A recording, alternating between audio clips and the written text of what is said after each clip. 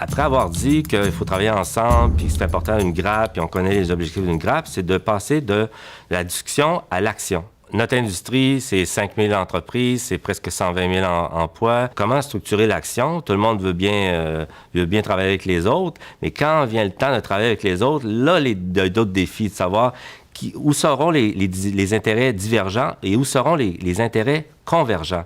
De nos jours, ce qui est intéressant, c'est qu'on est davantage connu, puis davantage reconnu, non seulement à l'intérieur de Montréal, du territoire métropolitain, mais à l'extérieur. Donc, ce qui fait en sorte que le niveau de participation des membres, aussi bien institutionnels, aussi bien industriels, est augmenté. Il y a davantage de joueurs qui veulent participer à nos chantiers, participer à la réalisation de notre planification stratégique.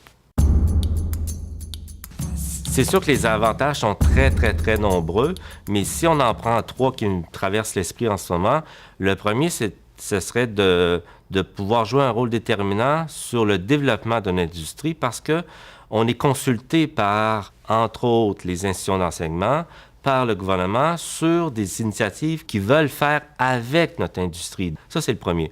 Le deuxième, faire le tour de la table et dire c'est quoi nos défis en main-d'œuvre. Parce qu'autour de la table, il faut t'apporter ce que tu penses étant le défi, mais le faire partager aux autres, puis ensuite converger dans l'action parce que par la suite, on devra travailler ensemble aux résultats qu'on vise ensemble.